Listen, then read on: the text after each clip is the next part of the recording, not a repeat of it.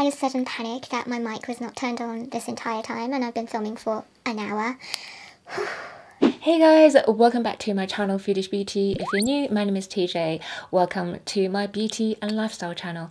Now today's video, I was thoroughly going to write it off, but you guys voted for it hugely on my Insta story. So here I am sitting down to tell you all about my hair care, skincare and lots of makeup favorites for the year that had gone by. Let's start the video with skincare.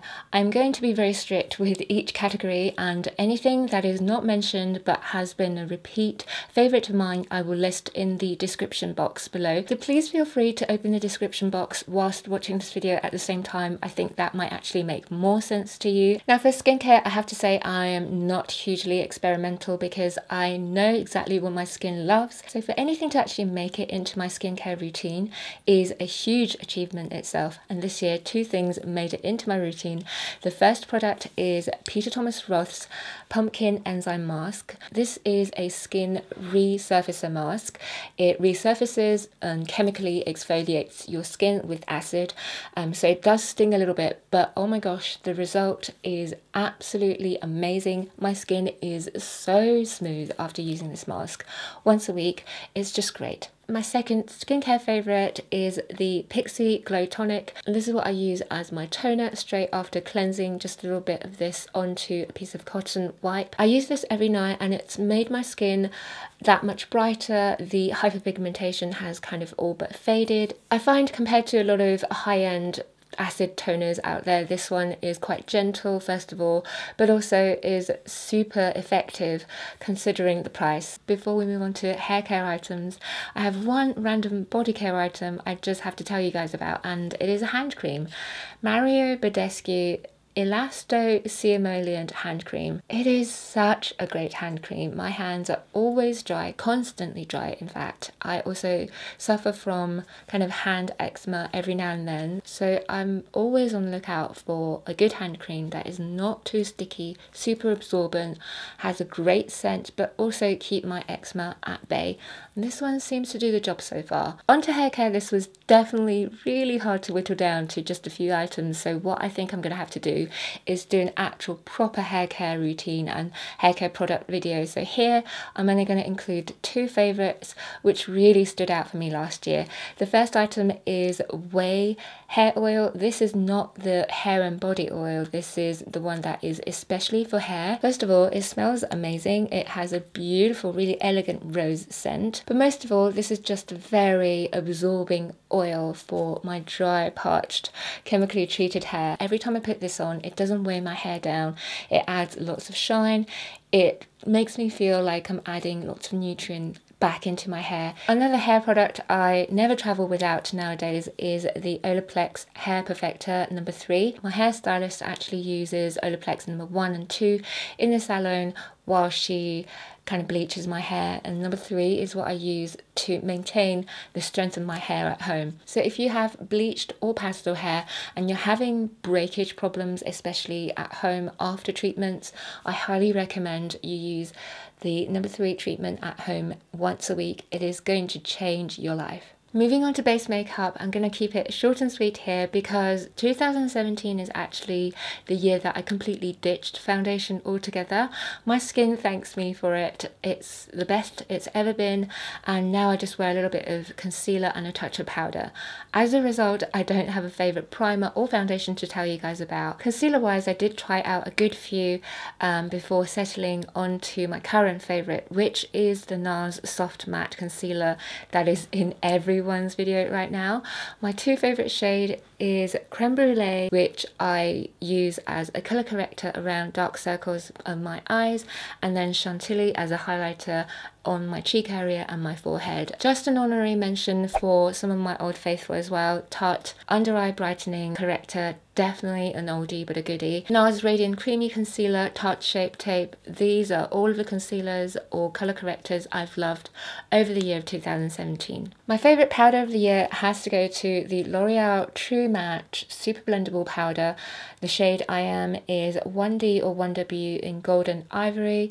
If you wanted to know my MAC shade shade is actually NC15, so I have a cool kind of neutral fair skin tone, and this matches me perfectly. This powder really lives up to its super blendable name. It has a very light coverage, but just enough to kind of really even everything out, texture and skin tone. I can use it with a sponge or a huge powder brush. It never cakes up, it never separates throughout the day, and it never collects in one place either. Next up, eyeshadows. 2017 was definitely the year that I fell back in love with all of my cream shadows.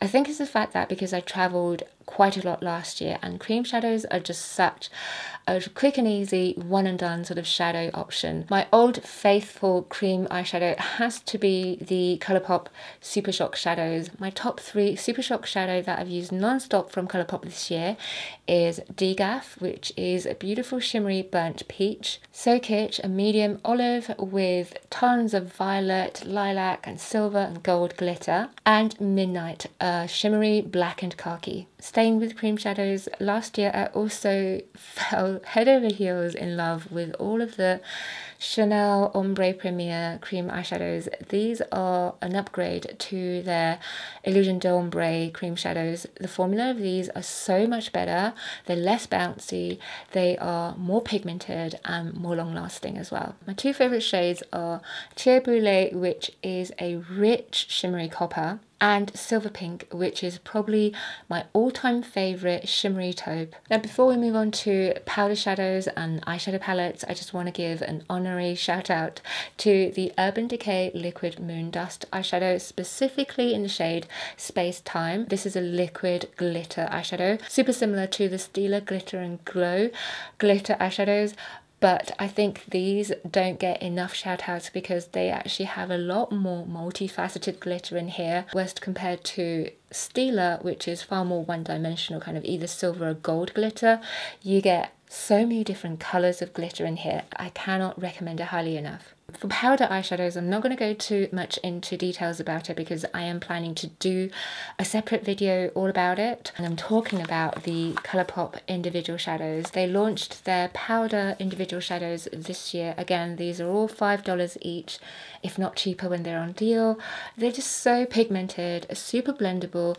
I have my collection here and a few more in my drawer as well. So if you want to see a dedicated video all about my collection of Colourpop single shadows, then please let me know. I'd love to do that. Moving swiftly on to palettes, I am again going to keep this short. An honorary mention, first of all, go to the Morphe and Jaclyn Hill palette. It is the most versatile palette of the year in my opinion, and I have done a very detailed review of this palette, which I'll leave a link right here in the info bar. Now on to some other favourite palettes of mine, and it's going to be controversial because the first one has been mentioned in so many worst of 2017 videos, and I'm gonna be brave and just come out with it. It's the Anastasia Beverly Hills Subculture Palette. I love this palette, okay? I genuinely love mine, shall I say that. To be completely honest though, I am allergic to quite a few shades in here. However, with that being said, I still love all of the shades, and that's how much I love the colour collection in this palette. I think it has set a huge standard for all of the other palettes that came along after this one. I use all of these eyeshadows with the lightest of hand. As you can see, I've used it so many times and still there's barely a dent in any of these, and that's how pigmented these shadows are. But if you're someone who's just too weary of this palette, I highly recommend the Prism palette from ABH. Again, this palette is just so beautiful. It's full of my favourite kind of jewel tone smoky eyeshadows in here. All of the shades in here are just as pigmented and probably much easier to blend compared to the shades in the Subculture palette. It's just a beautifully curated palette, and it's still available. Mascara wise, I've actually tried quite a few mascaras this year, and I'm planning to do a dedicated video about them, breaking each one down, so I'm not going to dwell too much on it. Obviously the Maybelline Lash Sensational Mascara is a non-mover all-time fave. A new discovery from this year, however, is a new mascara from MAC. It's the Bold and Bad Lashes. I don't hear a lot of people mention this mascara, but I think it's actually really good. It really separates, lifts and elongates my kind of fine lashes. It's one of those mascaras that have two wands in one tube, so you have a bigger one for your upper lashes and then a smaller, more refined wand for the lower lashes. And I find the smaller wand super useful for my lower lashes as well as the lashes in the corners of my eyes. It is a really good mascara. The only downside of it is it dries up quite quickly. For eyeliners, I have two standout favorites this year. The first one is from Bare Minerals. It's the Round the Clock waterproof eyeliner, specifically in the shade 8 PM, which is a black and brown. Mine right now is down to a nib. As you can see, I use it day in, day out. If you're someone who's into kind of really smoked out, blended out, soft liner look, which I'm just obsessed with, this is a beautiful eyeliner for that. My second favourite is from Clio, which I really kind of sang the praise of in my last Get Ready With Me video. This is in the shade Bloody Devil. I think it's available from a lot of Korean beauty sites as well as in Sephora in Asia. The formula is amazing, super soft, very easy to blend, but once it sets, it doesn't budge at all. I definitely want to try out more shades in this collection. Moving on to cheek product. Now this is quite a heavy weighted category in this video because it includes my obsession highlighters, but starting with blush first, I have a surprising contender, which is the Anastasia Beverly Hills Illuminator in the shade Riviera. It's a beautiful highlighter for medium to dark skin tone, but for fair skin tone, I think this is probably the most perfect glowing blush. This was not launched last year, but I started using it as a blush last year, which just became life-changing. The amount of times I just had this blush all across my cheek, my bridge of my nose and the other cheek, and it looked like I had blush, contour and highlighter on. I don't know how, but this is absolutely magical. For bronzer, I don't actually have a favourite one, but in place of a favourite bronzer or a favourite contour, I have a favourite face palette for you guys, and it would come as no surprise if you're a regular subscriber in my channel. It's the Becca Après-Ski Glow Face Palette. It has all of my face need covered. It has a beautiful bronzer that is great for both bronzing and contouring, a stunning versatile blush, great selection of highlighters. This specific shade here, however, is quite redundant. It is too shimmery, too warm, too dark for my skin tone. But honestly, for the rest of this palette, I can definitely live with that.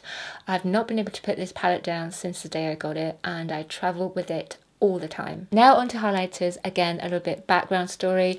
I'm someone who loves a blinding highlight, and I don't mind the occasional glitter either. Now in the Becca palette, those three highlighters are actually substantial enough for everyday use, but for extra blinding effects, my first favourite blinding highlight is from Makeup Forever. It's their individual face colours where you can buy single pans of bronzer, blush and highlight. My favourite two highlight is the shade 102 and 106. A blend of these two is super blinding without a speck of glitter. Every time I've worn these two together on my face, everyone asks what my highlight is. For occasions where I know I'll be in a very dimly lit situation and where I really want my highlight to pop, I've always gone for the MAC Extra Dimension Skin Finish in the shade Show Gold. It looks gold from a distance, but it actually has a beautiful violet, pinky, rose gold flip. This has really kind of finely milled micro glitter in there rather than chunky glitter. It just gives you that really beautiful ultraviolet gleam. And last but not least, in the highlighter category, if I really want to glow and for my highlighter to be seen from outer space, I've gone for the Cover FX Custom Enhancer Drops in the shade Celestial. This is definitely extra blinding if you have a similar skin tone to mine. Instead of using it as a highlighter base, I actually use it as a highlighter topper. So I will already have my powder highlighter as a base, and then I just put this on top of my existing powder highlighter using a Morphe M510 brush. I find this combination to be the most intense way to make this highlighter really pop. The very last category, lip products. This has to be by far the hardest category to narrow down. I really tried. I am a lip product addict. I narrowed down my nude lipsticks to 3 of them. The first one is Tom Ford Sable Smoke. This hands down is my favourite all-time nude. It's a beautiful formula and this colour is very hard to dupe. My second nude favourite is from Charlotte Tilbury. It's the shade Stoned Rose. It's a kind of warmer option compared to Sable Smoke. Nevertheless, it is a stunning shade. A very unlikely nude lipstick favourite is from Colourpop. This is their blotted lipstick, so it has more of a sheer finish. Saying that, it is not that sheer. It's a little bit like a matte version of Stoned Rose. I will mention Colourpop Blotted Lip is one of my favourite formula of lipstick that came out this year. I think it reminds me a little bit of the Glossier Generation G lipsticks, but these are so much better. 2017 was also the year that I started to wear a few more red lipsticks, whilst previously I'm just not a huge red fan. For the summer, I have from Jeffree Star his collaboration with Manny MUA in the shade I'm Shook. It is still available, that's why I'm mentioning it. It's a very unique dusty raspberry shade and the formula is amazing. For autumn, my favourite red, well, this is more of a dusty rose really, which is what I'm wearing right now on my lips, and it's from Dior. It's the Dior Rouge liquid lipstick in the shade 625 Mysterious Matte. As you can see, it's a beautiful colour and it's a super comfortable formula. For the winter, my favourite red this year is from Colourpop and it's their Ultra Matte liquid lipstick in the shade Snowflake. It's such a classic red that is not too blue or too orange. Very beautiful. My lipstick launch of the year has to go to Anastasia Beverly Hills and it's their matte lipsticks. These lipsticks are so pigmented, really comfortable to wear, and mega matte. Anastasia Beverly Hills and Norvina, in my opinion, has also really nailed the colour selection of all of these lipsticks as well. My top 3 shades from the collection, if I have to choose, are Peachy, Rosewood and Dead Roses. I am slowly collecting all of the shades, so hopefully I'll be able to do a lip swatch video for you guys very soon. Speaking of matte formulas, there are 2 new formulas that came out this year that I really loved. The first one is from the drugstore. This is from Bourjois and it's the Rouge Velvet, the lipstick. Unfortunately, the shade selection of these lipsticks are not very great. 05 is the only and my favourite shade out of the range. It's a dusty rosy brick red, which is actually super similar to what I'm wearing on my lips right now. But this formula, Bourjois, please come out with more colours. It goes on like a cream formula, then it dries down to a completely matte, non-budging but super velvety formula somehow, and it fades evenly. It is the perfect matte lipstick. In the higher end market, Nars launched their Power Matte Lip Pigment liquid lipsticks. This is more of a liquid formula. It doesn't dry down, completely transfer proof, but it's a very, very comfortable formula. If you're someone who just can't get on with the life-sucking matte liquid lipstick formula, I highly recommend to give this a try. My favourite shade is Slow Ride. Last but not least, an honorary mention in the lip products category.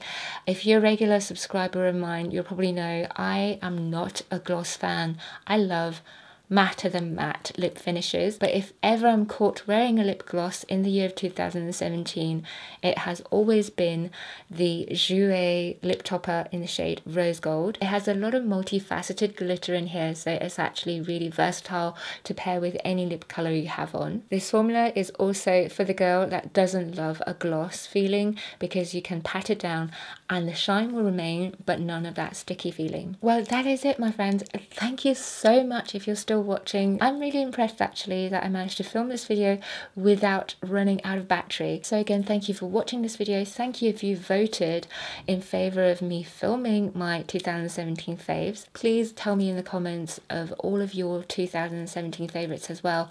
Let's get the conversation going as always. Please don't forget to give this video a huge thumbs up if you enjoyed it, and subscribe to my channel for more videos like this. In the meantime, you can find me on Instagram, Twitter and Facebook. Thank you again for watching. Take care, my friends, and I'll see you in my next video. Bye!